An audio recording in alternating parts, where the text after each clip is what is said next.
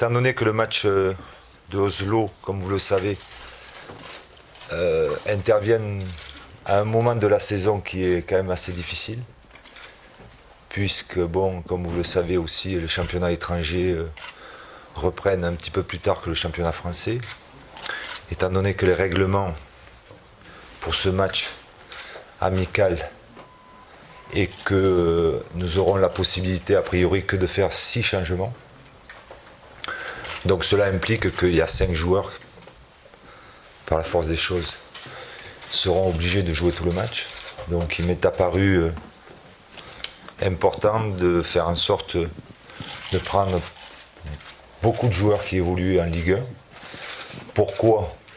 Tout simplement parce que je pense que c'est les mieux placés, les mieux préparés physiquement notamment pour justement jouer un match de 90 minutes. Donc voilà, je pense que dans les 22, il y a beaucoup de joueurs qui évoluent en Ligue 1. Donc je ne vais pas attendre plus longtemps puisque je vois des visages impatients. Donc je vais vous donner la liste des 22 convoqués pour le match Norvège-France à Oslo. Alors, où c'est que je vois là? Je vois pas là. Ah bon, ça me sert à rien donc le. D'accord, pas pour moi. Alors, je vais commencer par les gardiens de but. Oui, merci. Donc, par ordre alphabétique, les 2 gardiens de but convoqués seront Nicolas Duchesse, Stéphane Ruffier. Défenseur, Alice Sissoko, Mathieu Debuchy, Rod Fanny, Philippe Mexès, Adil Rami, Mamadou Sakho et Benoît Trémoulinas. En ce qui concerne les milieux de terrain, Johan Cabaye, Lassana Diarra, Blaise, beau prénom, Matuidi, Yann Villa, Samir Nasri, Charles Aznavour, non, Nzambia et Moussa Sissoko. Attaquant, Hatem Ben Arfa, Karim Benzema, Jimmy Briand, Guillaume Ouaro, Jérémy Ménès et Loïc Rémy. Voilà. Donc ces joueurs seront convoqués, comme vous le savez, lundi. Le rendez-vous sera entre 11h et midi à Clairefontaine. Le programme, il y aura entraînement, comme vous le savez, lundi après-midi, ouvert aux médias. Mardi matin, nous prendrons la direction d'Oslo. Mardi après-midi, entraînement sur le stade. Et mercredi, la journée classique. Mercredi soir, le match. Retour prévu après le match à Paris. Voilà, messieurs, dames. Si vous avez des questions à poser, je pense qu'il y en a quelques-unes, j'y répondrai volontiers. Pour revenir à la Coupe du Monde, parce qu'il ne faut pas l'oublier, les 2 équipes les plus brillantes, l'Espagne, tous les joueurs en Liga espagnole, sauf Torres, l'équipe d'Allemagne, même s'il y avait des joueurs d'origine turque et polonaise, tous jouant en Bundesliga. Est-ce que ce n'est pas un signal fort pour l'avenir? Est-ce que ce n'est pas le ciment du collectif, ça? On peut le penser, mais bon, si on veut faire une analyse et comparer le football espagnol et le football allemand, il est très différent du nôtre. Notre culture, nos moyens financiers font que effectivement il y a beaucoup plus de joueurs français qui évoluent à l'étranger que de joueurs allemands par exemple, ou que de joueurs espagnols. Mais il est vrai que bon, soyons honnêtes aussi, hein, je crois que cette liste est est vraiment très Ligue 1, entre guillemets, parce que comme vous le savez, j'ai pris la décision de ne pas convoquer les 23 joueurs qui étaient en Afrique du Sud. Donc je pense que effectivement il y a des joueurs qui vont fêter leur première sélection. Je pense que c'est une bonne chose. J'espère qu'ils prendront ça avec beaucoup de joie, beaucoup de bonheur, beaucoup d'honneur et beaucoup de motivation pour essayer de faire le mieux possible, de réaliser une bonne performance, parce que même un match amical, il faut impérativement gagner ce match-là.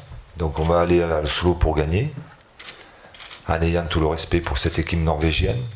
Mais je crois que c'est une bonne opportunité pour tous les joueurs qui vont participer à ce match-là, de prouver leur qualité et de démontrer que ils ont leur mot à dire lors des prochaines convocations de l'équipe de France. Voilà l'état d'esprit qui m'a fait choisir ces joueurs-là. On aurait pu en choisir d'autres, mais il me semble que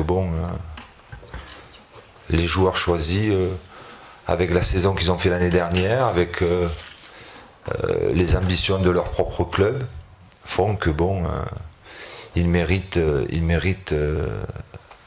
d'avoir l'opportunité de démontrer leur qualité au niveau international. Si tu n'avais pas écarté les 23 joueurs de l'Afrique du Sud, oui.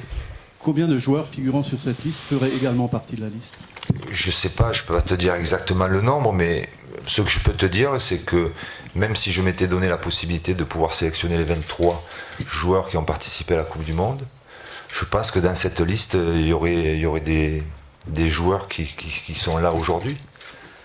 Parce que, comme tu sais, il y a quelques joueurs qui ont pris des décisions ou d'arrêter leur carrière. Donc je crois que effectivement il y en aurait moins, il faut être honnête. Mais je crois qu'il y en aurait.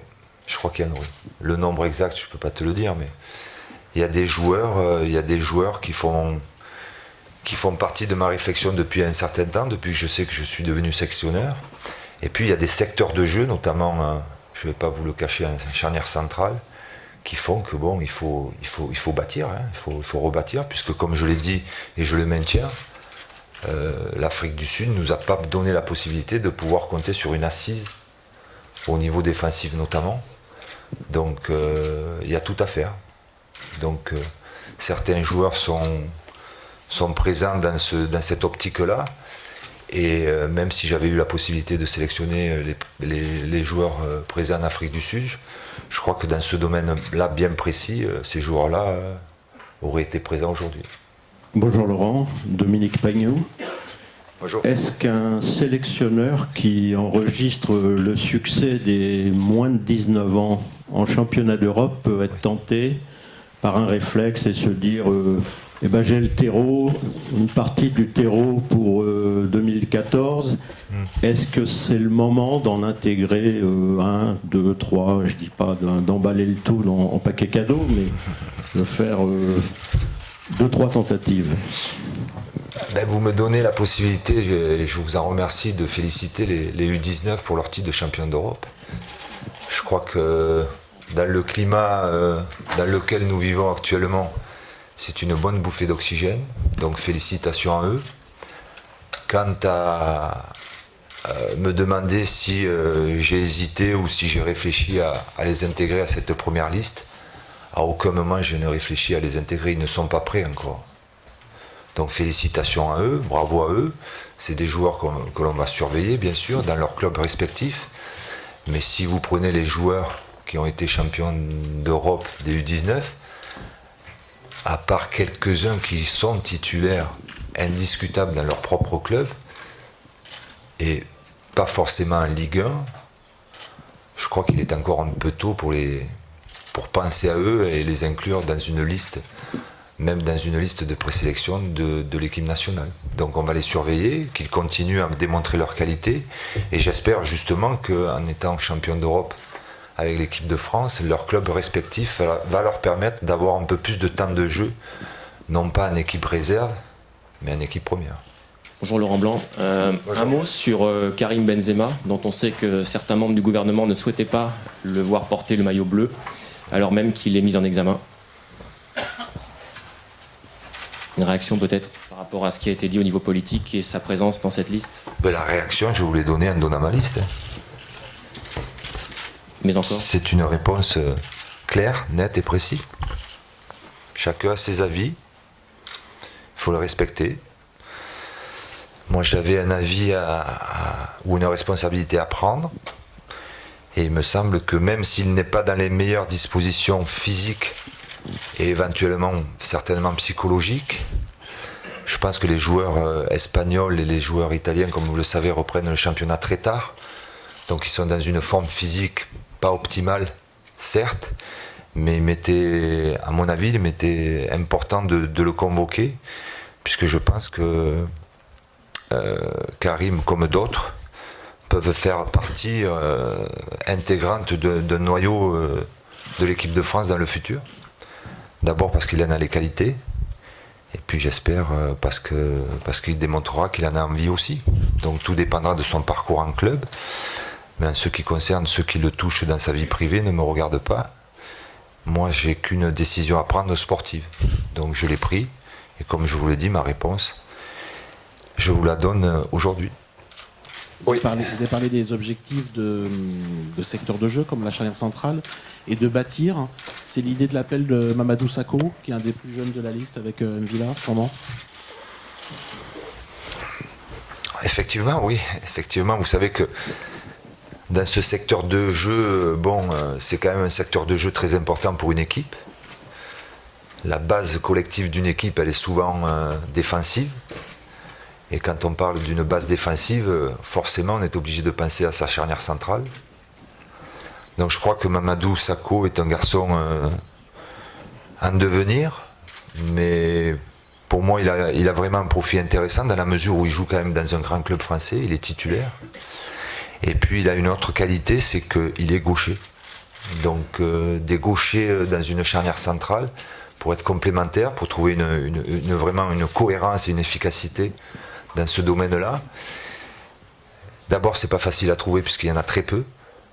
Et quand vous avez un joueur comme lui, avec les qualités qu'il représente, il est quand même très intéressant. Donc il me paraissait opportun de pouvoir l'appeler, de pouvoir parler avec lui, comme avec d'autres d'ailleurs. Et comme c'est un secteur de jeu où j'ai un petit peu d'expérience dans ce secteur de jeu-là, je pense que les échanges que l'on peut avoir peuvent être intéressants pour lui comme pour moi.